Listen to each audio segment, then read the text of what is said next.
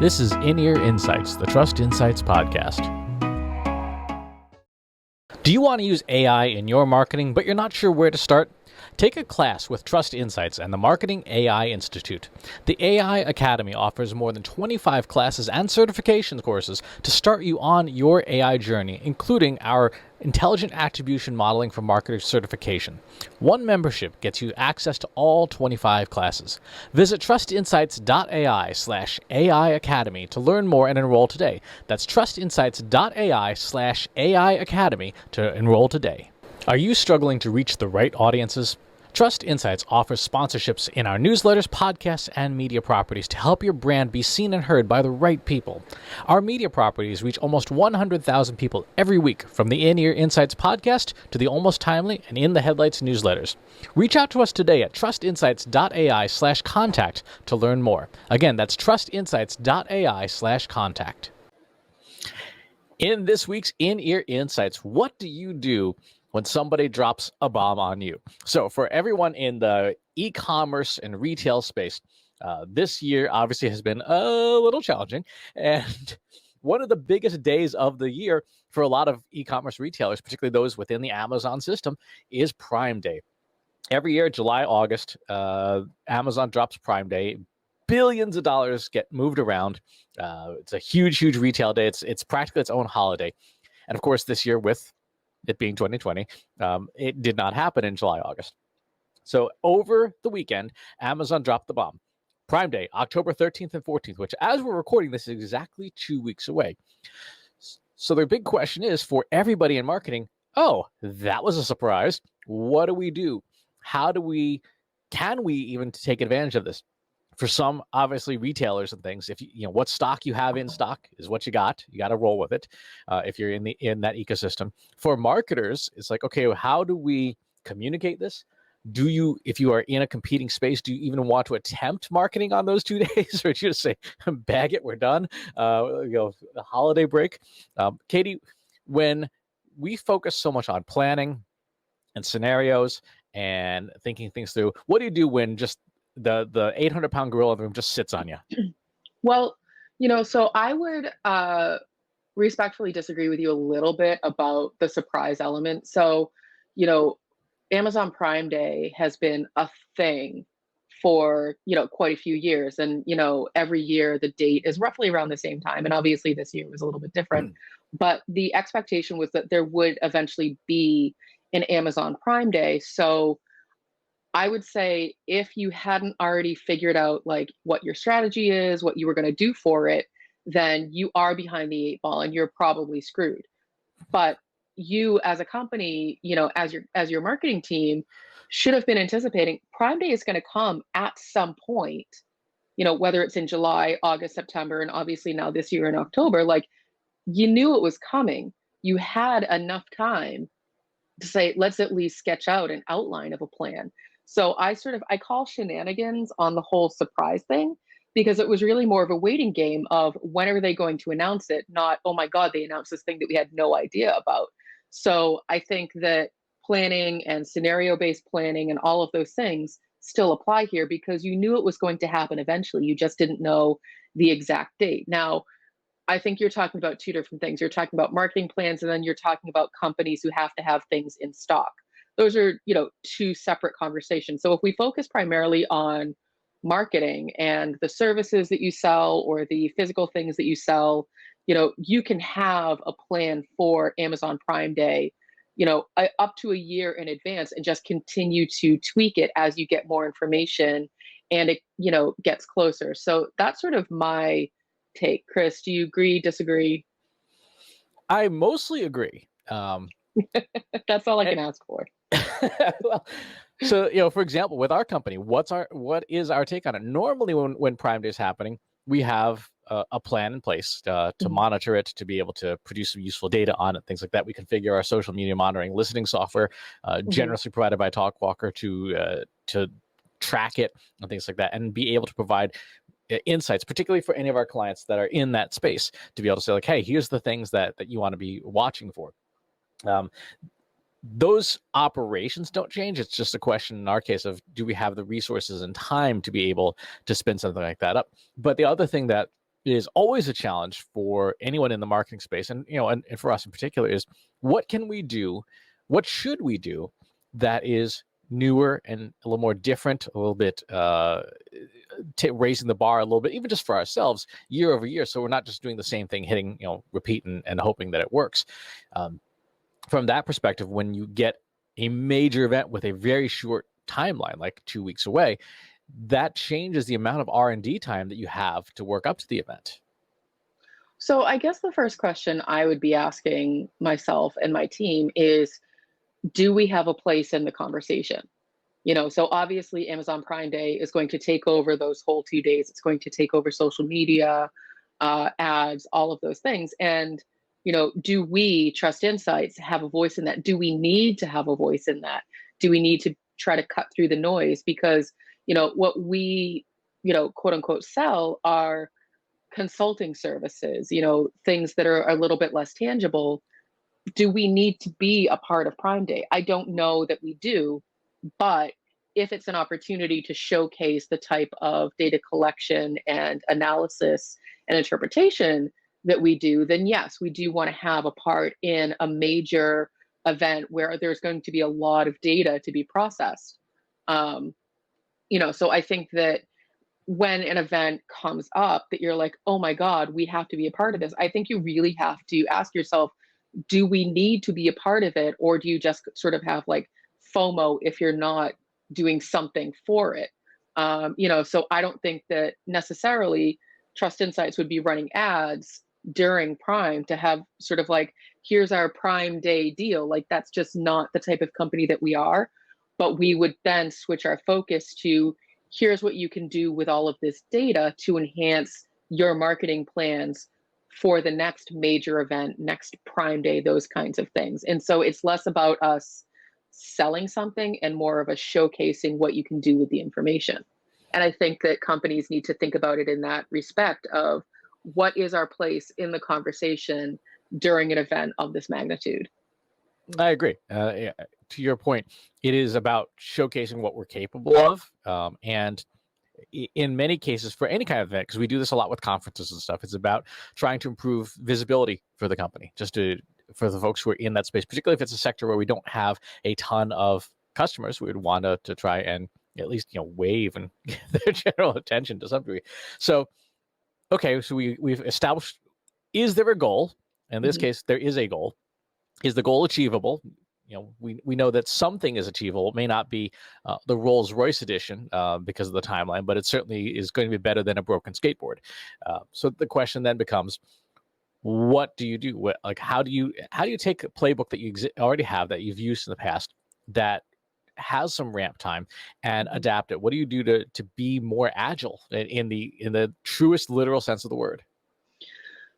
Well, I think that, so we've talked about the goal, and for us, it's more awareness. And so I guess the next question there is, do we need to try to get awareness during those 48 hours or the 48 hours after? And that's drastically going to change the plan. Anything beyond those 48 hours after the event has ended is probably a waste of your time. People will have moved on to the next, thing or whatever people are talking about. And if your goal is awareness, then it might not be worth trying to cut through the noise during the actual event.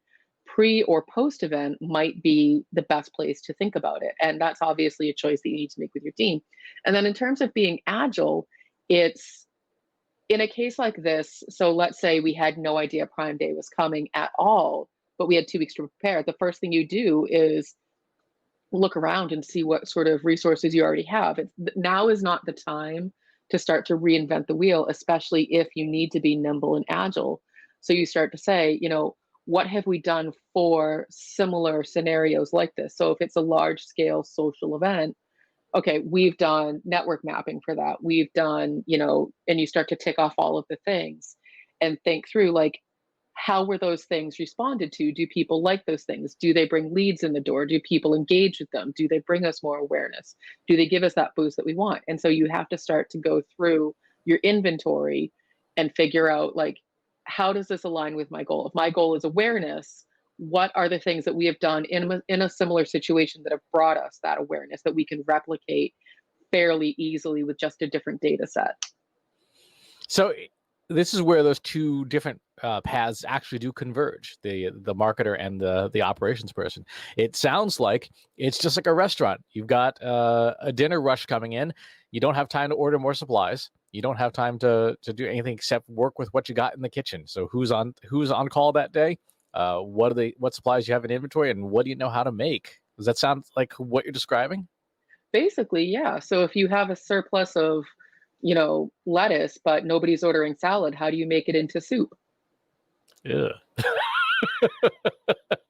But you have to work with what you have. And so if Right. everybody's ordering soup, then how do you turn it into a vegetable stock to enhance the soup? So that way you are using all of the things you already currently have, not running out to the store and coming up with fresh new ideas with stuff that you've never worked with before. And that's how, in a situation like this, you can remain more agile and keep your costs down, especially if your goal is more awareness than it is, people directly purchasing something. Then how do you balance the uh, the tried and true, which you can work in a crunch, with the ever uh, ever increasing demand for innovation in the marketplace? People saying, what do you got that's new? Well, I think that, that's a tricky question because it's not that there's nothing new anymore. A lot of stuff is very just referential, and it's just a new flavor of something that already exists. And so in our case, the likely go-to would be some sort of a network map for us to see, like, who are the influencers or which companies are the most talked about, those kinds of things. And you know, it it might just be, painting it a different color or making it look a little bit more polished. And I think that when you're in a time crunch, you only have a couple of weeks to do something, trying to, completely innovate it start to finish, it's just not likely going to happen. And quite honestly, some of the best innovations are those little tweaks here and there, and then you're sort of testing it out, seeing how people respond to it versus throwing all of your eggs into a basket and saying, this is the most innovative thing ever, and then everybody hates it. And so for us, I think that it might be, maybe looking at the data slightly a different way, but the same presentation that people like to see. Because for us, at the end of the day, people really like to see their names on a chart because it's that like 15 seconds of fame thing. And so why would we reinvent that? We would just make sure that it's a little bit easier for them to see, hey, look, I was popular that day. Everybody loves that. That's true. Though I love the philosophy, even if the person behind it isn't necessarily the best human being in the world. The philosophy that Jeff Bezos offers, which is you focus on what doesn't change, focus on the things that are going to be consistent no matter what. We know that people love to see their name in lights, right? So that's Hmm. clearly going to be part of something that's in the toolkit. But we also know that retailers in particular are always trying to figure out, okay, what's going to be the thing, right? Especially this year, everybody and their cousin appropriately, it's like we have absolutely no idea what to do, right? All the data skewed everywhere. Things are a hot mess. Hmm. What do we do? And in that light, to your point, instead of doing just the people, one of the other things that would be a relatively minor tweak would be to see what are the most referenced and shared items on Hmm. Amazon in the run up to Prime Day, to be able to say, okay, yeah, we know year over year data is garbage. 6 months ago, data is garbage. But looking at the last 2 weeks of data about what's being shared, or the shares just relevant to Prime Day, could give us a suggestion like, yeah, this thing might be a thing, not because somebody's talking about it a lot, which is traditional influencer marketing, but because a lot of other people are talking about this thing. And that ability to spot what might be hot for Prime Day, but even more important, what might be hot for the holiday retail season, could be something that would be of value to retailers to say, oh, that's actually helpful. I would appreciate knowing what's going to be hot so I know what to stock. No, and I think that that's a smart way to go about it. And, obviously, we're not trying to uh, compete with Amazon's resources. But if you are a smaller retailer and you want to know what Amazon is selling, you can say, well, I have something similar that's of higher quality, lower price kind of a thing that your customers may not be aware of. And so it's an opportunity to get a little bit of a competitive advantage as well. If you're looking to say, well, what is Amazon promoting this holiday season. Let me look at what the data says so I can see if I have something comparable as well. So there's a lot of different ways to think about it. And for us, a lot of different ways to message it depending on who we're trying to reach with this information.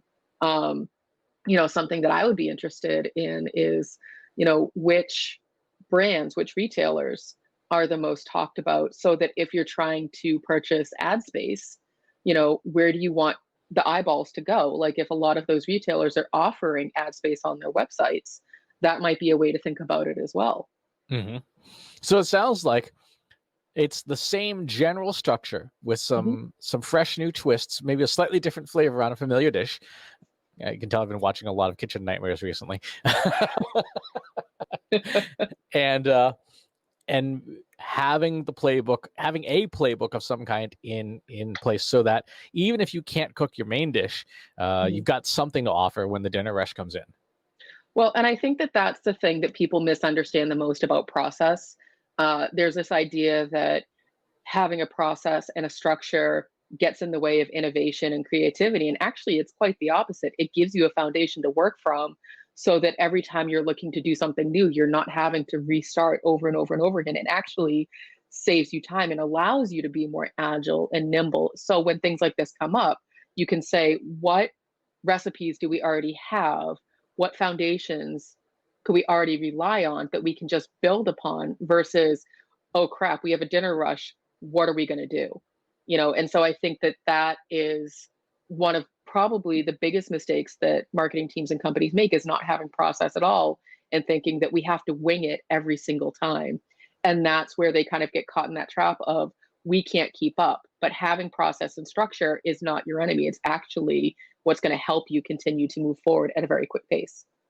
All right. So if you've been listening to this and you hadn't figured out what your Prime Day plan is, this would be the time to dust off the cookbook and figure out what you do have in stock. What are your recipes? Who's on staff? What do you have to work with to make the most of it, if you have a place in the conversation at all? So figure out those goals first.